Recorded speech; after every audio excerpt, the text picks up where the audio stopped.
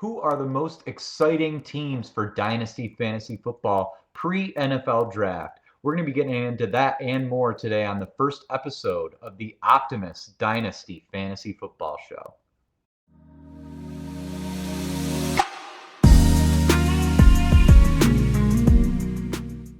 Hello, welcome. I'm your host, Mike Vadala, here joined with your co-host, Cam White. This is the very first episode of the Optimus Dynasty Fantasy Football Show. We're going to be talking about the most exciting teams pre-NFL Draft for your Dynasty rosters. If you don't know me already, I'm Mike Vadala. I've been working with Optimus for about a year now. I love fantasy football, but I'm also a musician. I'm also a teacher. I love hiking and nature and all sorts of other fun things. And this is my co-host, Cam White. We've been best friends all the way since high school, and it's been a really fun journey getting into the fantasy space together. Cam, why don't you introduce yourself and tell us a little about yourself? Nice to meet all you guys. I'm sure I've seen some of you before. If you guys have been watching our streams for the past couple of months, I've been really into this 2026 rookie class, going to the Senior Bowl with Nate, making sure that we have all sorts of good information, tidbits, player notes for you.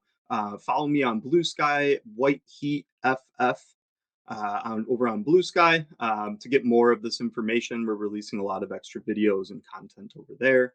In my personal life, I live out in Seattle, Washington, so also really enjoy hiking in nature, playing video games, hanging out with Mike. Right now, we're playing a game called Sworn, which is a little older, but if you guys are into it, let us know in the comments what else we should play as far as a co-op game. And yeah, just really into this fantasy sports space.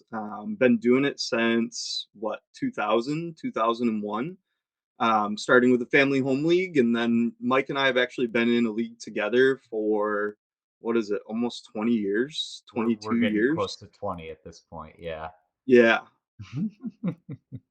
So we started off writing down our player names on a poster board, and now everybody's in their phones and drafting online. But for a lot, I know for a lot of the fantasy community, really makes this fun is doing it with people you love, doing it with people you've known a long time, and that personal connection. And we at Optimus value that so much as well. That's one of the most important things in fantasy football.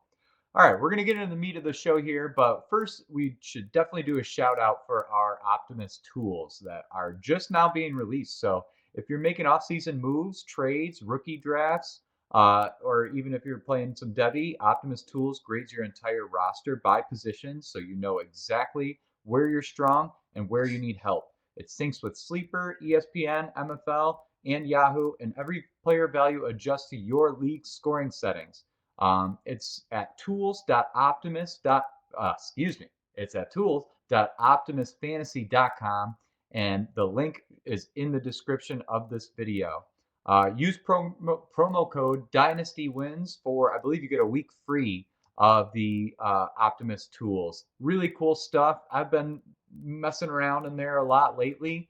It was fun, as a Bills fan, I got to look up at, we have a really cool play-by-play analyzer, and I was just wanted to see who had the most first downs in short yardage situations. And I was able to find that Josh Allen in 25 had 64 first downs in short yardage situation, where Jalen Hurts was only on the field for 46. So I'm hereby formally suggesting we rename the brotherly shove to the snowplow in honor of Josh Allen. Let us know in the comments. Is it the brotherly shove, the snowplow, or is it the tush push? I think everybody's going to call it the tush push forever and ever. Okay, so let's get into this. We are going to talk about the most exciting teams for Dynasty Fantasy Football pre-NFL Draft. We're getting close here, just about 2 weeks away from that fun day where all us fantasy nerds get to nerd out about all of the landing spots, and we can all adjust our dynasty rankings after, and yeah, we get to have a field day with that. But before the NFL Draft, we've got some teams that are already really exciting for dynasty. Starting off with the Oakland Raiders, who are going to have their 101 pick that we're all obviously assuming, rightfully so, that that's going to be Fernando Mendoza. And they've got a slew of other picks as well, picks in every round, and then 3 in the fourth, which is going to be great for them to add to that roster that really needs some help. They've also made a lot of offseason additions. So on the defensive side of the ball, they've added Kwity Paye, Nakobe Dean, Quay Walker, Eric Stokes. On the offensive side of the ball, maybe the biggest offensive free agency signing in this free agency period was Tyler Linderbaum. And then they've also signed wide receiver formerly for the Minnesota Vikings, Jalen Naylor. So just adding on to that kind of deep threat speed there with Naylor, and maybe a little bit more. Cam, how do you feel about this Raiders team? You know, I really like the addition to the offensive line with Linderbaum. I think that if you're going to be drafting the 101 rookie quarterback, you're going to need to buff up that line. I really thought that they were building something a couple of years ago with the O line that was going to set them up for success, but the team just kind of has been falling apart. They've had some sways in leadership between the last couple of head coaches. I think letting go of Pete Carroll after just one season was an odd move. But I love that they brought in Kubiak. We just saw him over in Seattle really turn that offense into a fine-tuned machine, making Sam Darnold. We had lots of questions about that offensive line in Seattle last year, and Sam Darnold, after watching Geno Smith get sacked a lot in the 2024 season. I think Kubiak's coming over here to Vegas. They're building this lineup. They're going to have the 101 Fernando Mendoza, and then they're also bringing in Kirk Cousins. So I really like what they're putting together there. I'm hoping that in this fourth round, they take a few stabs at wide receiver. I think this is a deep wide receiver class, and there's going to be some guys available that, it's not your Tates, it's not your Lemons, it's not your Tysons, but there's going to be some guys available in the fourth round that can fill some of these slot roles. This draft class specifically is loaded with ex wide receiver talent. So those are the guys that are playing on the outside. There's some guys, I mean, Caleb Douglas could fit there. Reggie Virgil could fit there. There's a lot of talent deep into this draft that I'm hoping they take some shots on, because I just don't think Dante Thornton is going to be the guy long term on the outside there. I think he's a little bit of a one trick pony, and some of these other players in this draft class have some more nuance to their game. So I'm really looking forward to what they're going to do in the middle of this draft, day two, beginning of day three. Yeah, I mean, definitely should just already with the addition of Tyler Linderbaum and then with Jackson Powers Johnson getting healthy and Colton Miller getting healthy, that offensive line should look much better. We really should see a much improved Raiders team. Um, and going back to kind of what you were saying about Pete Carroll and kind of the like instability in leadership, that is definitely something that more and more I think the fantasy community and like the general football community is getting wiser on, even more casual fans of just kind of like organizational continuity or like direction. And you over the years you see that some franchises just don't have that leadership at the very top, that those teams just aren't doing what it takes to win. And then you see those good organizations that just consistently put good teams out there, Mm. make good coach hiring decisions and GM hiring decisions. You just tend to see more success with organizations that have a little bit more investment in winning with the ownership. So that's kind of the concern with the Raiders. But at the same time, you're looking at a team that just recently moved to Las Vegas. I think it would make a lot of sense for this team to start to put more of an effort towards really putting a contending roster out there. So yeah, definitely an exciting pre-draft outlook for the Oakland Raiders. I love what you were saying about this deep draft class. I think it's deep at a lot of positions, not just wide receivers. So we're going to get to talk about more of these rookies later on in the show as well. Moving on to another team that's been kind of a bottom feeder in the NFL for a long time, the Cleveland Browns. Um, they're going to have some good draft capital with 2 first-round picks, picking up the one that they got from the Jaguars last year, I believe, is where they got this second first-round pick. Um, and they're going to need it. This team definitely needed a lot of help everywhere last year. The defense was good, but it was really led by a couple of star players and still could use a little bit of help.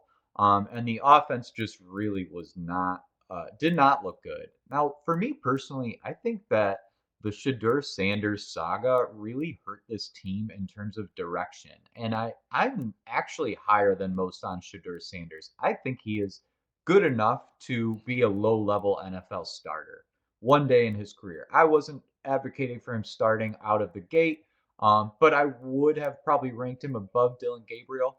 But my take on this whole thing is more so that there was not that organizational continuity between the people who were making the decision to draft Shadur Sanders and the people who were on the field, namely Kevin Stefanski, and what he wanted to do for that team or what he thought was best for that team. Now you see Stefanski leaving and Todd Monken coming in, and Monken seems to be saying the right things. And sometimes you just say the right thing as a coach because you're not going to like tear down your player. But Monken seems happy to see Shadur Sanders around in the building, and he seems to have a good starting relationship with Sanders. But there's always that possibility with 2 first-round picks that the Browns are also going to go after a quarterback in the first round. Cam, do you see them taking a quarterback in the first round this year? I don't see them taking a quarterback. I would say this year could be another punt year for them, where they're just continuing to build continuity on their team, seeing what Sanders has for them. They did invest a draft pick in him, and then seemed like they're pretty committed to him at the end of last year. So I think you ride it out and see what you have this year. They're not going to be competing for the playoffs this year, so I don't see the reason to take a QB early in the first round. Um, Not when they have so many other holes to fill on this team. I think they need a lot of pieces before they're going to be able to contend in their division. So I would hope that they wait a little bit. I know Munkin is going to be good for Harold Fannin. We saw what he did with Brock Bowers over in Georgia, and then we've seen what he's done with Mark Andrews and Isaiah Likely over in Baltimore. So I'm really looking forward to what he's able to do with this offense. I think they've got a good running game that they're going to be able to roll Sampson out there at the beginning of the year, and then we're going to roll into Judkins as soon as he's healthy, and that's probably going to help keep this offense afloat. On the defensive side of the ball, they have Miles Garrett, who just set the sacks record. So I think they're going to be able to stay in games, but I think this offense is still probably not strong enough to stay on the field and sustain drives.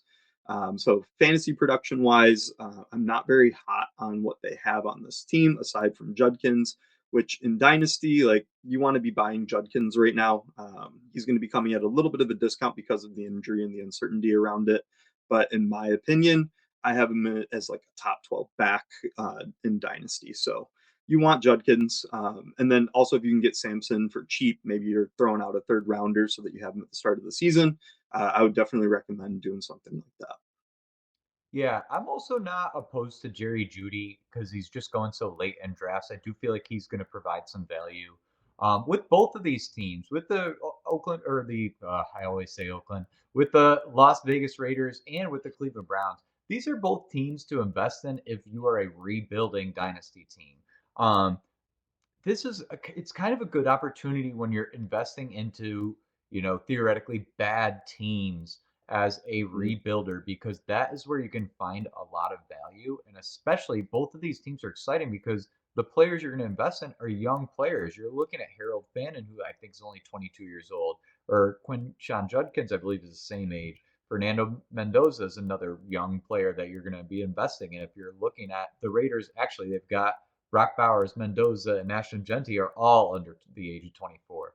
So these are great teams to look at. And this is kind of more philosophically, if you're in a rebuilding team in any year, when you target these kind of thought of as lower teams in the NFL, that's when you can kind of maximize that value, because no contending teams are going to want a team that's not going to be scoring touchdowns this year, right? But we've got to kind of have that bird's eye view when you're playing dynasty of like, okay, well, in a few years from now, what is going to be the natural course of the league? We all remember the Detroit Lions as being a laughing stock of the league. Now, the Lions back then were as bad or worse than the Browns or Raiders are now. So it really doesn't take long, and it just takes kind of getting the right person in the building and a couple of good GM moves, and these teams can really turn around fast. So for rebuilding teams, these are really, really nice places to target. Moving on to your team, Cam, the Miami Dolphins. Whoa, Um, whoa, they're not my team anymore. I'm a oh, Seahawks fan. I sorry. transitioned this past offseason, so I'm now a Seahawks Congratulations, and fan. we support your transition to a better franchise, Thank you. the Seattle Seahawks. But being somebody with experience being a Dolphins fan, I won't call you a Dolphins fan anymore. I apologize. With somebody who's been a Dolphins fan in the past, um, do you think this Jaylen Waddle trade was better for the Dolphins or for the Broncos? Um, I don't know. I really like Jaylen Waddle. I It's tough because as a former Dolphins fan, every time we start building something, the team tears it down and ships out all of these pieces, and we're really just getting like a bunch of quarters on the dollar. It feels like, and then the owner and the folks that he surrounds himself with seem to shoot themselves in the foot, get their draft picks taken away for tampering. So I would like to say that I would prefer to have Waddle, although picking up a first, a third, and a fourth round pick is very enticing. I really hope that they do something with it. Um, that is building up this offensive line. I want us to win I want them to win in the trenches. It's real hard to leave your fandom that you've had your entire life. But they They build the can't trenches hurt you up. anymore, Cam. The Oh, Dolphins can't hurt you anymore. it's been a long fandom. I'm happy to be Dolphins done with it. fans, let us know how you're feeling. You know what to do. You know what to do. So, Um, I was just gonna so say that I think they're gonna go offensive line early in this draft. There's a few tackles that should be available in the range that they're going to be picking, and if not, there's a guard there that I also really like. So I'm hoping they build the offensive line, and then with Halfley coming in, he was a former. Actually, Mike, you called this one out a couple weeks back. He was the former head coach over at Boston College that recruited one of my favorite prospects in this 2026 draft class, Lewis Bond, who set the all-time record for catches and receiving yards over at Boston College. He's going to be coming out. He was a former running back, all-purpose back in high school that has great receiving chops and like the short yardage, and I think he can run some nice intermediate routes as well. We loved him at the Senior Bowl, loved his tape. But there's that connection of Boston College with Halfley. So I'm imagining that in the fourth or fifth round, we might see Lewis Bond come off the board. And right now, there's really not a lot in that receiving room. So um, the wide receivers in this class again, you're going to be looking for the Dolphins to probably take 2 to 3 is my assumption. Maybe if they take someone early, maybe it's Tate at 111. I really hope they build the offensive lineup first because I think at the end of the first round, maybe, and it seems like he's kind of going up the draft board right now, but Concepcion at the very back end of this first round, I think he would be a fantastic play for them. definitely. And obviously the key talk thing outside of the Waddle trade for the Miami Dolphins would be the addition of Malik Willis, who comes over from Green Bay along with Jeff Halfley. How do you feel about Malik Willis as a dynasty asset and then also just for this year? I was advocating for the last 2 years if you had a deep roster to add Malik Willis because he showed us when Jordan Love went down 2 years ago that he has the potential to be a starter in this league and he's got wheels. So he could always put up like 17 to 25 points in fantasy for you. And we got to see it twice in these past 2 years. So now he's on the Miami Dolphins roster that is rebuilding. They don't have a bunch of pieces, but um, I made a statement back, I think it was in November, December, that if he was out there on your waivers, you need to pick him up in Dynasty and hold him for this offseason because he's going to land somewhere. I like this landing spot for him. There's nobody that he's really going to be competing with on that roster right now. We'll see what comes out of the draft. There's a chance. I know Ty Simpson's been mocked at the end of the first round. I bet he starts climbing up a little bit, though. And then I also like Garrett Nussmeyer. I think he's got the pro traits that you're looking for. Last season, he did not have a healthy season, got hurt very early, and then they just shut him down at the end of the year because he wasn't ready to roll. So I don't think we saw the most ideal version of him as a prospect at the end of his college career. But I could see the Dolphins taking one of those guys, and then still they're going to sit behind Malik Willis for at least a year. They signed Malik Willis to, well, I think it was like a 3 or 4 year deal there. So he's going to be sticking around, and I just hope that the Dolphins build that offensive line and protect him. Having watched them for my entire life, they've not had a good offensive line in quite some time, and that just creates a lot of problems.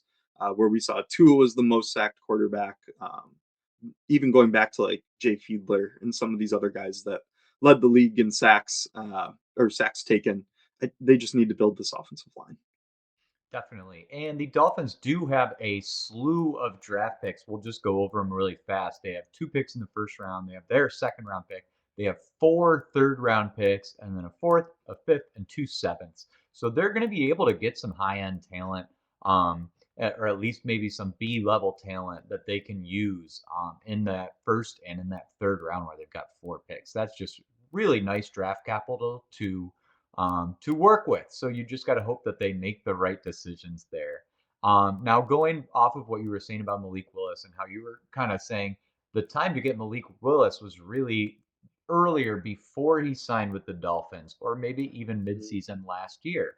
So that being the case, kind of like a raw prospect coming in who can run the ball, really, really athletic quarterback player right now who maybe is right now's version of Malik Willis, I would ask, is Anthony Richardson the new Malik Willis?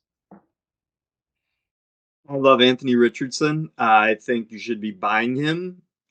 He's extremely cheap. We're talking about, was he the fourth overall pick in his draft class, I believe? Um, Incredibly talented arm. Just needs some time to like really marinate and learn the game a little bit more. Fantastic scrambler. He can throw on the run. I would be buying shares of Anthony Richardson, and you and I are actually in a startup draft right now. And if you don't take him in this next round, I'm actually going to be taking him in the round after. And we're in about, I think, round 18 or round 19 of this dynasty startup. So that's kind of, where I would Yeah, start so he's targeting cheap. him. Yeah. Yeah, extremely cheap. Like he's worth the dice throw, and just see what you can come away with. If you can get him for like a third, like I would send a third for him.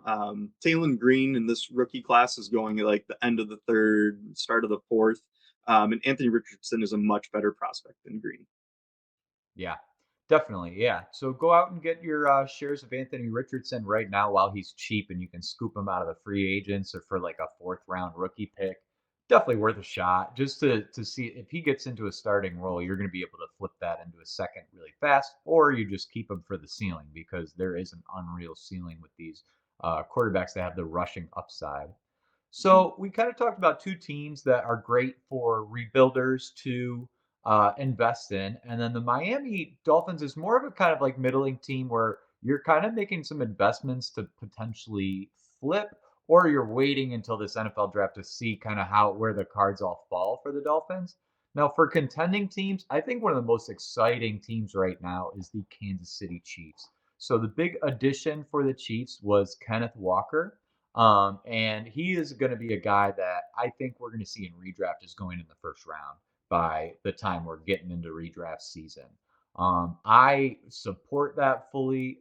We've seen Andy Reid really make running backs into RB1s multiple times, whether it be with Mhm. Brian Westbrook or LaShawn McCoy. I mean, he even also turned Isaiah Pacheco, 7th round draft pick, into a league winning player in his first rookie year. And I think they won the Super Bowl with him. So Reed knows what to do with a good running back, and he also knows when he's got a running back that can handle the like a full workload. And I think Kenneth Walker is that type of player. We're going to see some really good plays drawn up for him by Reed. And it should also the Chiefs should lean on Walker more at the beginning of the season as Pat Mahomes recovers from that torn ACL. The Chiefs are also working with 2 first-round draft picks, and there's a lot of speculation at that 109 as to whether they might go with an offensive skill player, which would be so exciting for fantasy football. What do you think, Cam? Do you think they're going to take a offensive skill player at 109? And then also, should they? It's so tough, this 109. And I was just building out one of my mock drafts last night, and once you get to like the 106 to like 113, it's like there's a lot of offensive talent there, but then there's also like some offensive linemen. There's some great defensive back talent. I mean, Sonny Styles, it's a little tough to figure out where he's going to go. I know he blew up the combine, but it's like how early does someone take a linebacker? There's a lot of good talent available at that spot. I don't think they go wide receiver. I could see them maybe taking a tight end at that point. If it's Sadiq or Stowers, I think it's really a toss up. They're both good pass catchers. It really just depends on how much longer Travis Kelsey's told them they have. Because I think Noah Gray is a fine backup. And I know you and I both liked Jared Wiley when he was coming out. He's still kicking around on that roster, I believe. But I don't think they're going to go running back. They have Kenneth Walker. That would be a redundant pick for them. The wide receivers that are available, we're talking Tate, Lemon, Tyson. Um, I could potentially, if they've had Xavier Worthy in this building for 2 years now, and they feel like he's just not developed to the level that they need him to, I think all of these wide receivers are better than Xavier Worthy is, just because Worthy's having a lot of trouble with press, getting off against man coverage. So that was kind of his concerns coming out as a prospect was you need to get him in space because he's not beating man coverage. And the league figured that out and has kind of mitigated his success. But we'll see coming into this offseason. There's like year three is when wide receivers tend to take a little bit of a leap. We've been spoiled the past few years with wide receivers kind of just starting right out of the gate. We've got Brian Thomas Jr., who had a phenomenal rookie season and then kind of sputtered out last year. But like, there's just guys that come out as rookies and really light it up. And Worthy had some good games, but I just don't think that it has been sustained. And then they might just be like, hey, we can go get Makai Lemon here or Carnell Tate, someone they can put on the outside and Yeah, keep it might Willis not in that even role in the matter. middle. Even if they like Worthy, it might not matter if you see a talent there and you have the best quarterback in the league. Like it, I could never argue with them taking a pass catcher because it's just Hmm. going to accentuate Pat Mahomes that much more. And yeah, there's a lot to be said for building around the defense or the offensive line, but when you have the best quarterback in the league, he's going to be able to find a way to use one of those Yeah. top receiving options. So I couldn't blame them, but you could also see them going offensive line here or building onto that defense. They kind of have the liberty to just pick and choose what they want to improve. The Hmm. offensive line definitely needs some work, but again, like they've got good enough coach and quarterback where they really can go whatever direction they want right now. Hmm. I think I, also Rashee Rice is a great option for dynasty teams. It seems like he is not going to serve any suspensions as of right now. And he has shown some insane usage for the times when he was on the field. So we can kind of hope that Rashee Rice is going to take over as that number one option in the passing game. I don't. I also I'm a little on the other side with you on Worthy. I think Worthy still has potential to be a really nice wide receiver too. I think he's more than just a speed demon. hmm. Um, and he did get some really interesting and fun usage when he was able to get onto the field. Some injuries held him back last year, so and even so, still very respectable numbers for rookie wide receiver or year two wide receiver. Like you said, kind of Justin Jefferson and Jamar Chase just broke us. And if you're not going for 1,000 yards in your first 2 years, you're useless all of a sudden. Like, we see it happen with all these guys, with Quentin Johnson, with even Marvin Harrison Jr., who was supposed to be like, the best wide receiver prospect we've seen in Hmm. XYZ. Like these guys are young. They're kids still almost, they're young players. They are. And I just think that it makes sense when some of these guys are uh, uh, uh, uh, uh, sorry, we're I'd getting just like some to add, messages from our producer here. I think So the 109 is probably going to be a DB. If I had to like bet money on it, I'm putting a DB there. yeah, I could see that because they did just trade away Trent McDuffie as well. So that could absolutely be where they go with that. They can really go wherever they want. So, and all I was saying there with Worthy is just, like we always underrate these young players. I think Keon Coleman's underrated. Quentin Johnston's being underrated. All these young guys that need time to acclimate to the NFL. Back in my Hmm. day, back when we were drafting on the deck and writing down our player names, the big thing was always year 3 wide receiver breakout. And we're not letting guys even get there anymore. So just something to kind of keep in mind. I think that year 3 breakout thing maybe does come back one day. I'll They need distract a time to little bit. marinate. They just need Yeah. some time to marinate, you know? Yes, It's like exactly. Yeah. So those are our top 4 teams pre-NFL draft that we're going to zoom into, and we've got some other relevant fantasy news that we want to talk about. So first, Cam, talk to me about David Montgomery on the Houston Texans. yeah, Knuckles, he leaves the Lions, that made him really productive in like a power back role, and now he's going to be over on the Texans. That Joe Mixon doesn't sound like his career is going to be, anything like it was. Did not play last year. Woody Marks took over that backfield and looked good, but they realized they needed like an actual veteran running back presence in there with Stroud, who can be in there on passing downs, blocking, can run it up the middle. Marks is a fine player, but I think he's probably more of just like the RB2 in this system. I wanted to ask you: do you think David Montgomery is going to be able to rush for another 1,000 yards this year, or is that Texans offensive line going to be a hindrance to that?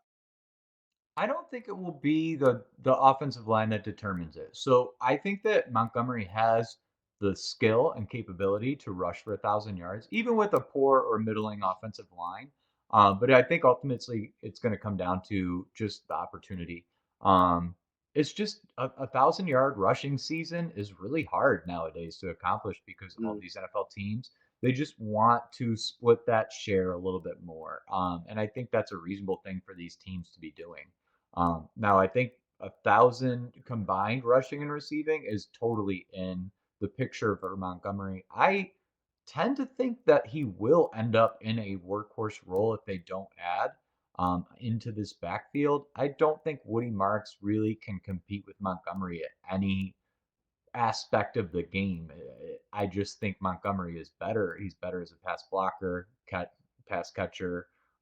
He has more burst than he's given credit for, and obviously we all know he's a really tough runner as well. Um, I think this is a guy that we were drafting in round 2 of redraft back in the day when he was on the Chicago Bears before this mm, whole Jahmyr Gibbs saga. Montgomery is a very, very talented back, and he wants to prove that he's more than just the knuckles. He's even gone as far as to say so himself. So I think that we're going to get Montgomery playing with a lot of passion and kind of a prove it year to show who he really is. So I'm excited about Montgomery this year. Um, we also have another exciting thing to me is Kevin Stefanski landing in Atlanta with the Falcons.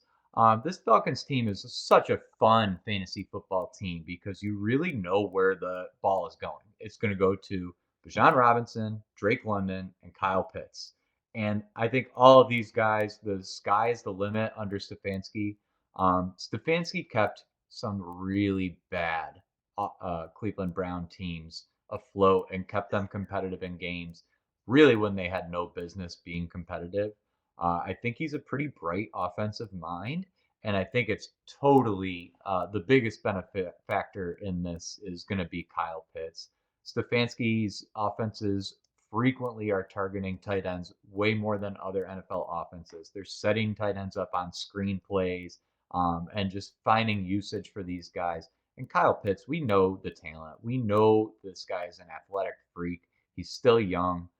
He started to really kind of get going again last year at the end of the season with Kirk Cousins. And I really should only see this to continue. So, how do you feel about Stefanski in Atlanta, Cam? yeah, I think he's going to do wonders for that offense. I think they have two solid quarterbacks there in Tua. Maybe that's my old fandom showing, and Michael Penix. I don't see any reason for concern for those two because they're going to be behind a good offensive line. I think the line they've built there is one of the better units in the league, at least in the top half for sure. Um, Kyle Pitts is more of just like a unicorn tight end, and we saw him break out in year one and then kind of faded because he had an injury in year two. And I think he just didn't quite get the development that he needed because they weren't sure. He's not a great blocker. So he really needs to be used as a pass catcher. And defenses were able to really like cue in on him until they got Drake London. And now I think they're going to have a little bit better of an identity for Pitts as that number two in an offense. Anytime that I'm looking at tight ends that I'm going to take in fantasy football, I want them to have the opportunity to be a top two target earner in an offense. So that means that maybe the number two wide receiver on that team isn't a high end guy. He's like a potential bench warmer or veteran that bounces around the league. Maybe the tight end is a rookie that's coming into a situation where there aren't a lot of pass catchers. And I think Pitts is just in that situation where, like, who else are they going to throw the ball to if it's not London and Pitts? I mean, Bijan's going to definitely soak up his targets.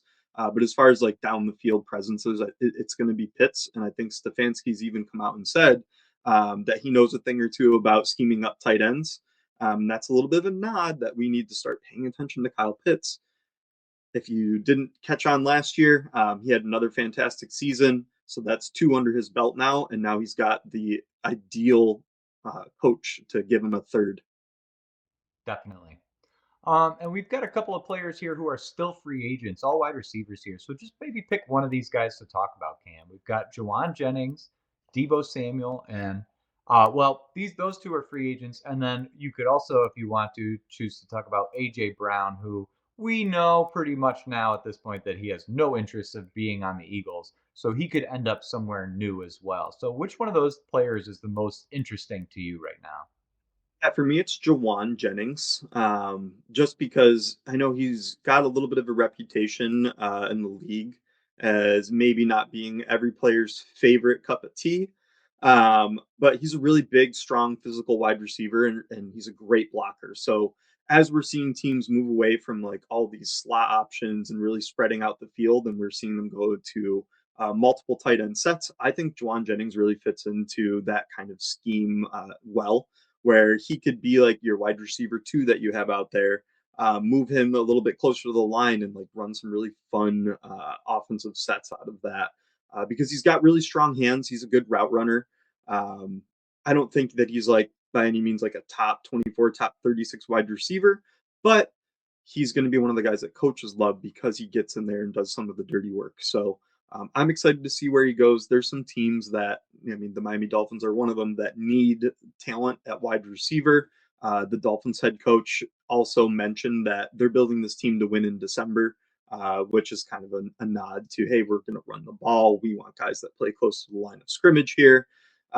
So I could just see Jauan Jennings landing in a situation where he's a top one or two target earner on an offense, and that's something that I'm going to be interested in, especially coming at a little bit of a discount compared to like Deebo Samuel ends up somewhere. We know he has put up productive seasons, so he's going to have a higher ADP. And AJ Brown, I mean, he's great. He's a great wide receiver. I am excited to take him in all of the drafts that I can get him in because he's really just falling after a so-so season last year up to his standards. Definitely. And just one more thing on Jawan Jennings that you kind of sparked my memory. Like one cool thing about Jawan Jennings, he's just a gamer. I'm just remembering all these plays in the Super Bowl against the Chiefs where he was like instrumental to the reason they even made it to the overtime there. He had like a wide receiver pass play where he threw a perfect ball. I think that was just to get a first down, or maybe he had two. He might have passed the ball twice in that Super Bowl. I don't know if I'm remembering it wrong. But he had a few huge catches as well. I just like these players that are like important to a team's success in a big moment. I was still hanging on to Isaiah Pacheco after that first year when some people thought he would just be replaced just based off of the fact that he was so key in their Super Bowl in his rookie year. Mm-hmm. And it did ring true for a few years. They stuck with Isaiah Pacheco for a few years, even last year. After that brutal leg injury, they stuck with him and used him. It just he just wasn't the same afterwards. But I Yeah. think that teams are going to value a guy who steps up in a big moment for them. So that was one thing about Jauan Jennings that I kind of always remember when I think of him as a player. Um, yeah. So just a little bit more fantasy news here. We're going to talk about the New Orleans Saints. Travis Etienne is the big signing, or I'm sorry, Travis Etienne is the big signing to the New Orleans Saints here.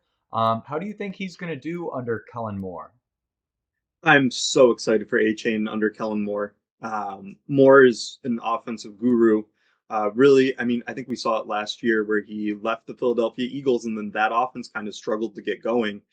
Came over to the Saints and immediately made Juwan Johnson a high-end fantasy asset in the tight end space. And then Chris Olave had a very productive season.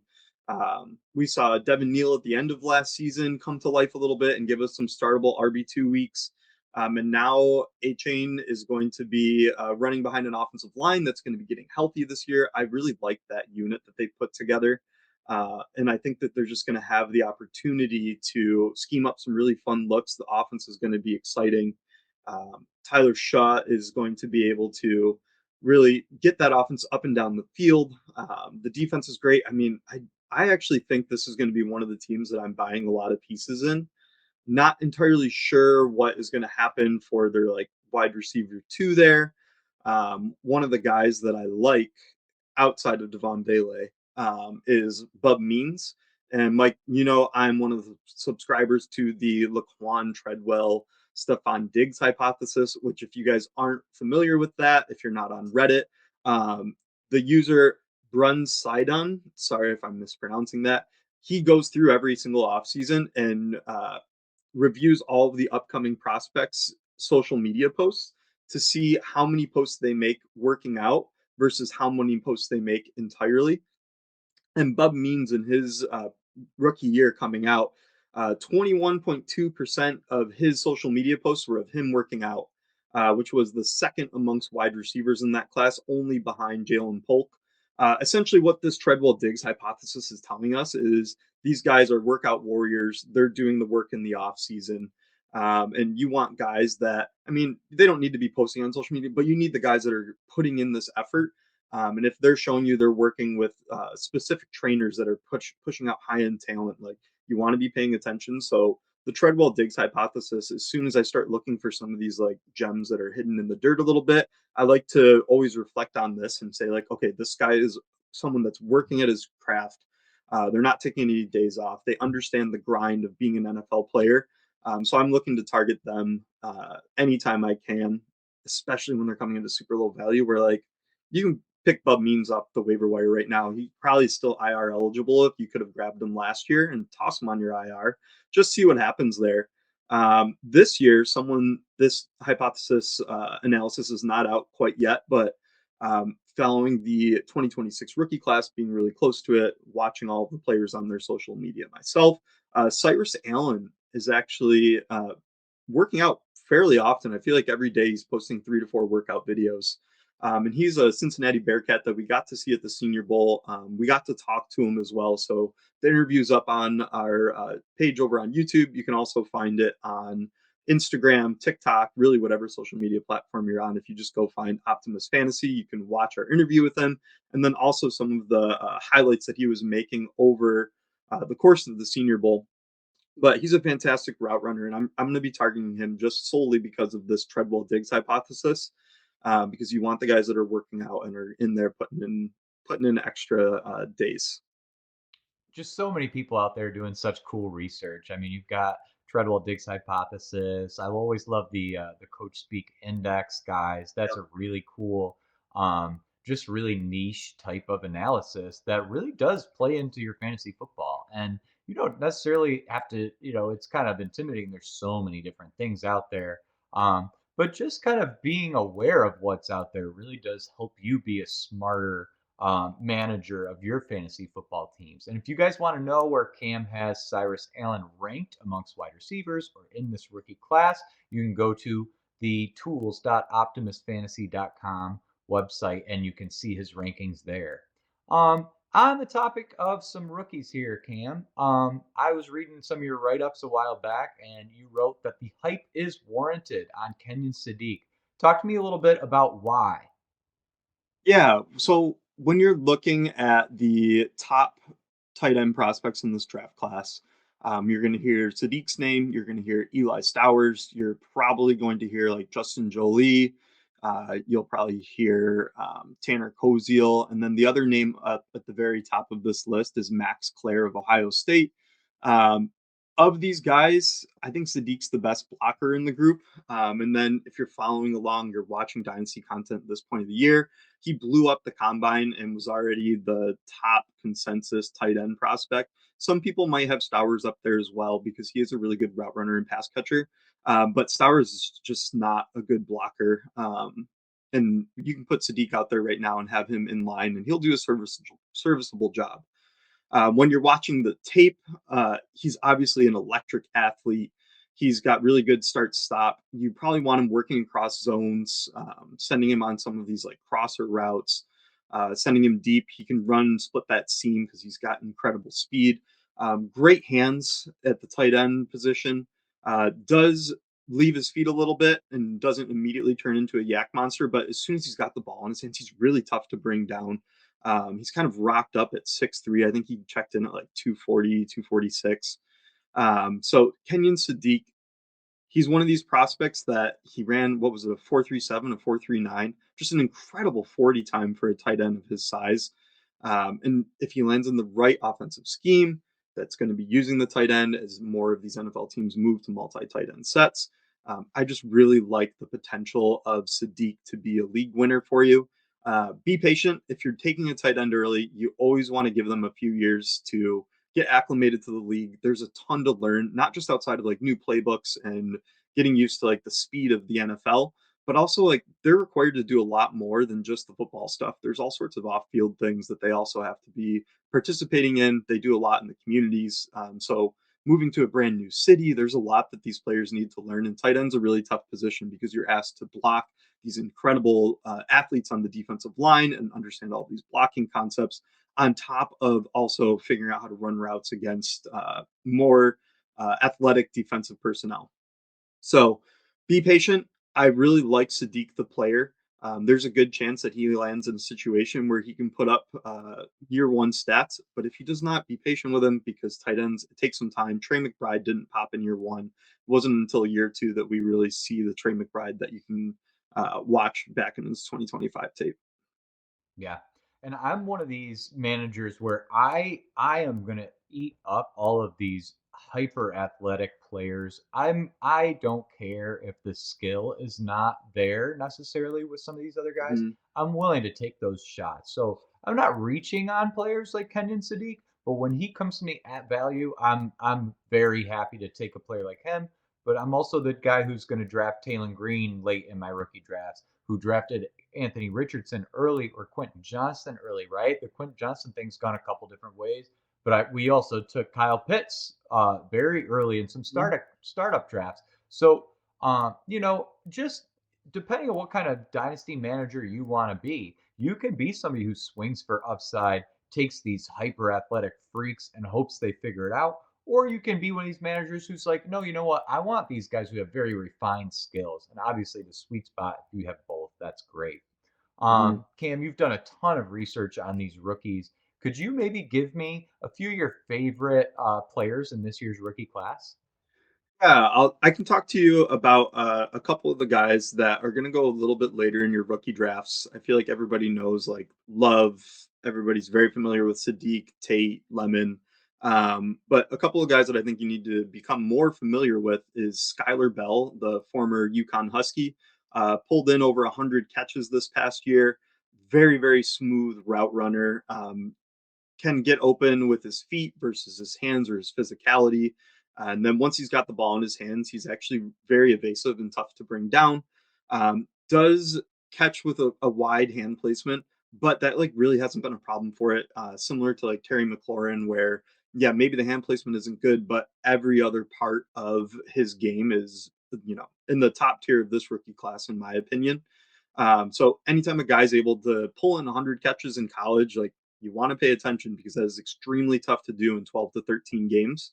Um, I think he's got a little bit of like this Josh Downs profile. If you watch Josh Downs coming out of UNC, he was used more as like a full route tree kind of guy, whereas in the NFL so far, he's been like a slot deep threat. I think Skyler Bell can run the full route tree. I really like him. He's actually, I think, my wide receiver 6 or 7 in my rookie rankings right now, just after Denzel Boston and Casey Concepcion. And I did take him pretty high in the startup draft that we mentioned earlier. As soon as I saw Concepcion come off the board, I knew it was time to go get my guy Skyler Bell. Um, Over at running back, I really like Nebraska's Emmett Johnson. I was high on him before the combine. He was my RB2. And then the combine came and he just didn't run a great 40, but he did every other drill at the combine, which nobody else did in this running back class. So that just speaks to like, if you're going to participate in every single one of these drills, you need to have practiced every single one of these drills, and that's a lot of work. It shows me that he has fantastic work ethic. And then when you flip on the tape, he is one of the most elusive running backs in this class. He's got a fantastic jump cut. He really reads the defense and chooses his running lanes well. When he's looking at the second level of the defense, he's able to start manipulating them before he's through the line to set himself up for big gains. He led the country in evaded missed tackles this past year, which on one hand, okay, he had to force a lot of missed tackles, and maybe that's not good, but like that's nothing that I'm concerned about. I want the guy that is able to force these missed tackles because at the NFL level, that's going to be even more difficult when you have a higher caliber of defensive players trying to chase you down. You're going to need this skill set. And he also caught a lot of balls over the past couple of years. I think he has over 40 catches in the last 2 years, both of those years. So Emmett Johnson's a guy that I'm going to be targeting. In this rookie or in this startup draft, I traded a first and second round pick to make sure that I got him from a manager that selected him one spot before me. I'm not saying names, but he might be on That's this right. podcast today. Good snipe, buddy. And then the final guy I wanted to talk about, this is a name everybody's familiar with, but it's Fernando Mendoza. And he, in a startup draft that we did recently, he went, this was a mock, he went in like the 6th round of a super flex startup. And if you think back to previous years, the rookies that are 101, 102 through 105, they're going in like the 4th round typically in a startup draft. And Mendoza falling to the 6th, I just can't quite understand it. That's tremendous value. I think Um, some of these guys oh, are first round picks in startup. Like Caleb Williams was a first round pick, and I bet Kyler Murray first round pick, and now you're getting Mendoza. The NFL said he's just as valuable as Caleb Williams or yeah, Kyler Murray, and you're getting him in the 6th. I love that value. Yeah. he looked like the same guy at Cal that he was this past year at Indiana. He's a quick processor of the field. He evades pressure. He can throw from multiple arm angles. He can throw off platform. Can really layer passes in over the top of defenses. So if you're facing some like cloud coverage, cover two, like he's great at like getting just enough on that ball to evade the players that are trying to defend these passes. I love Fernando Mendoza. And Mike, as you've mentioned a lot, he can run the ball. He's maybe not the fastest, but he will get out and take what's given to him. If he's got an advantage where he doesn't see anybody down the field, he has enough juice to get out there and run 10, 15 yards. And then some people might think he's a little corny and be clowning him on his personality, but I think you should be building a brand for yourself. And if you can do that and recognize that at a young age, I don't see why that's a negative onto his prospect profile. I only really like that even more. So, I yeah, mean, Skyler he Bell, seems Emmett like the Johnson, greatest Fernando guy Mendoza. ever, doesn't he? I mean, like if you've got a Yeah, problem with Fernando Mendoza, man, I don't know. Look within, because 100%. that just seems like a great kid. And yeah, that is the type of player you want to root for. That's the type of player you want on your dynasty team. Somebody that you feel like is a good person. Mhm. And with Mendoza, it just seems like it just exudes out of him how great of a guy he is. So Yep. and sometimes it's a little don't meet your idols, but I don't think that's the case. It seems very genuine with Mendoza. And that's a type of personality that should also play into success on the football field, success in fantasy football. Somebody who's gonna be there for his teammates, take responsibility, Mhm. do all his homework. I think he's just the type of person you want to invest in life, in fantasy football, wherever. How about a bust candidate from this year's rookie class, Cam? Yeah. For me, it's Chris Brazzell of Tennessee. He was really lined up on only one side of the field. He's extremely athletic. Like he's one of those special movers in this draft class. But we only got to see him line up on one side of the field, which is worrisome for me because you're only practicing routes on one side of the field for your career. In the NFL, you need to be diverse. You need to be able to be moved around so that the offense can scheme up different looks and take advantage of what the defense is doing. I don't necessarily know how he translates to the pro level. I think he struggles with physicality. If you're going to have him running out as like an X on one side of the field, uh, I just don't quite see how that's going to transition. And we've seen these Tennessee players come out that were very productive in college and then just kind of flop in the pros because the Tennessee offense is a little gimmicky and it doesn't always translate over to the pros. So I'm seeing Brazzell be mocked at like the end of the first round in rookie drafts, the start of the second. And for me, I've got him a lot deeper where I'm just not willing to take that risk with such a high draft pick. I know Nate over at Optimus Fantasy, he's one to just trade out of your draft picks. And if you come up to a point where someone's knock on your door because they want Chris Brazzell, like, yeah, let him make that pick. Take whatever capital you can get back from that. And I would just add on to go get something later in this draft. Maybe you're like moving down in the second or the start of the third, and you're picking up one of these like extra skill players. I would be happy to move down and let someone else grab Brazzell. Yep. And you can also trade out of your draft and into another year's draft class. And that's a great time to plug our guy Lou Brunson right here at Optimus. It's coming out with an article very soon on that very topic. Should you trade into a stronger draft class? He calls it the mystery box paradigm. And I think that is such an interesting topic. I'm really excited to read the article. So make sure you go follow Lou Brunson on Blue Sky and just take a look at his work on the Optimus Fantasy website. Um, so yeah, really exciting stuff. We've got one last thing for you here before we get to the last segment of the show. If you've made it this far, I want to say thank you so much. It's really for a lot of us in this industry, it's like a vulnerable thing to get on the camera and talk to a bunch of strangers that we don't know and try to seem like we know something, try to be helpful. We appreciate you guys so much, and we just we couldn't do it without the love and support that we get from all you guys out there. So our last thing we're going to do here is a little bit just for fun. We're buds here. We're going to do a little side bet. Going into our Senior Bowl analysis, this is a while back now, but I was a little higher than the guys on Jam Miller. And now that we've seen Jan Miller have a nice little combine performance, and he's starting to get a little bit more steam, it's very advantageous to me to bring about our first side bet, which is going to be Jam Miller versus Le'Veon Moss. So go down here in the comments, tell me who's going to have a more productive rookie year, Jam Miller or Le'Veon Moss, and we will check back at the end of the season to see who wins. Team Jam Miller right here, Team Le'Veon Moss right over there with Cam White. So we will see who is going to turn out to be the better back end running back. We're not recommending really either of these guys for your early draft picks. Just a little bit of fun in terms of the later round rookie picks of which of these guys we think has a better shot to produce this year. So again, And thank you guys so much.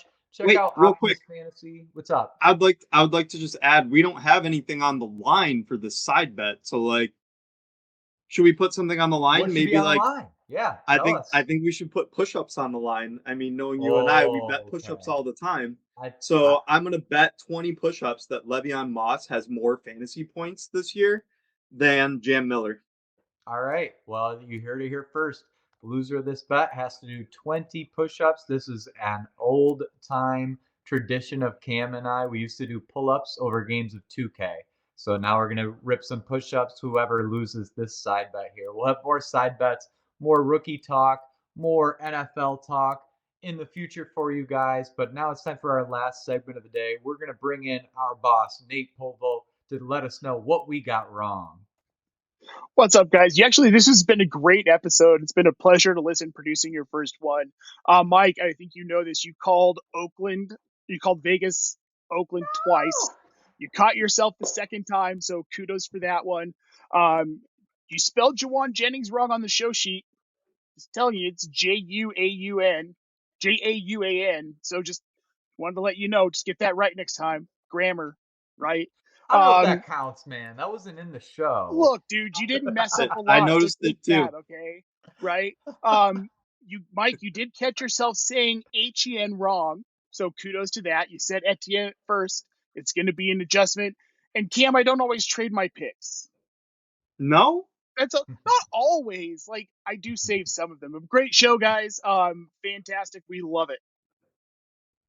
All right. And you know what? I want to talk about Travis Etienne really quick because this kind of hit a special place for me. So my last name is Vadala. It's pronounced Vadala. My grandparents, my parents have always told me our last name is Vadala, as that A in the middle of my name is pronounced like an E, like it's an E.